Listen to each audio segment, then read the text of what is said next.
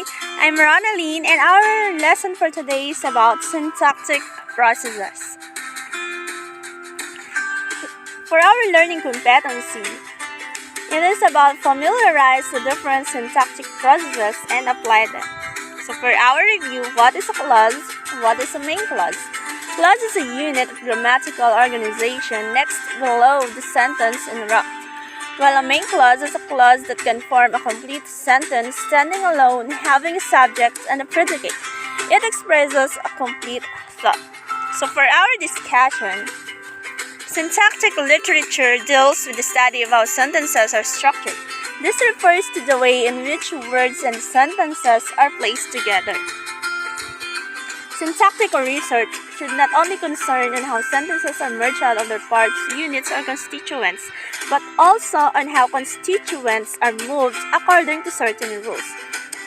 So we will discuss how constituents are moved and used through different syntactic processes. So what is syntactic? It is about horizontal relationship inside and between the sentences. It is about relating the rules of language wherein a sentence uses the correct form of a verb or an adjective. We will discuss about the major syntactic processes. So the first process is discontinuous constituents. These are type of sentences where continuation is broken by an interruption. These are constituents which are separated from each other by one or more intervening constituents. So for example, Alexander pulled the tooth down. So in here, we can say that pulled and down are separated from each other. So to make it a discontinuous constituents, it will become he pulled down the tooth. So it is considered as realizing the same single meaning or syntactically contiguous and unitary. The second process is conjoining. It occurs when elements are added or joined to other similar elements. So we need to think words that are related to a certain word. So for example, Anna, Jack, and Mary will present a play. So we need to think words that are related to the word play. So it will become Anna will dance, Jack will sing, and Mary will play.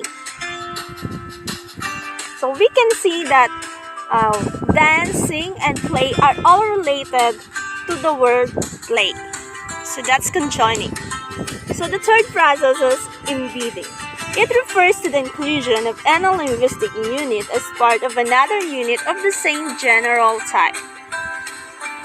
So we have subordinate clause, which contains another idea or action linked to the main clause, but it will never stand alone as a complete sentence. So therefore, it is dependent clause. So for example, John walked home slowly because he was tired. In the sentence, because he was tired was a subordinate clause because it cannot stand alone, or it is a dependent clause. And it was added to the main clause, John walked home slowly. So for another clause, it is embedded clause.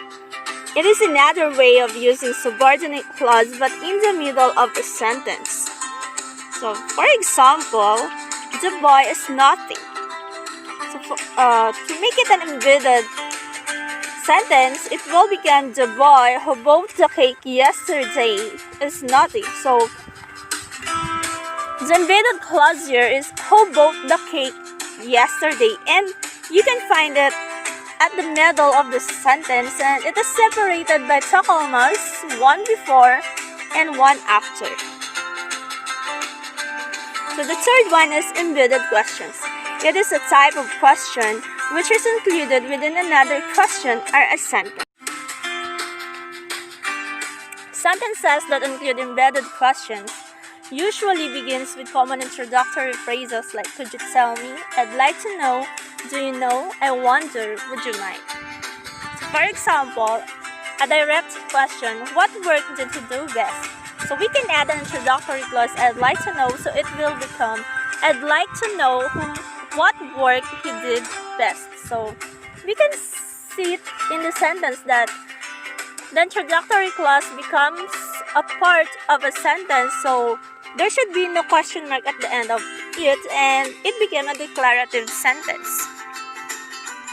For our reflection, syntactic processing involves order and arrangement of words in phrases and sentences. So it is important to know this process to make our sentence more clearer and in proper order. So embedded clauses are a useful tool when writing and can create a powerful effect.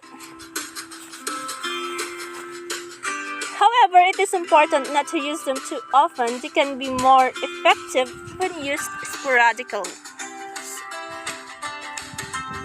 So here are some of my references. Thank you for watching. Have a good day.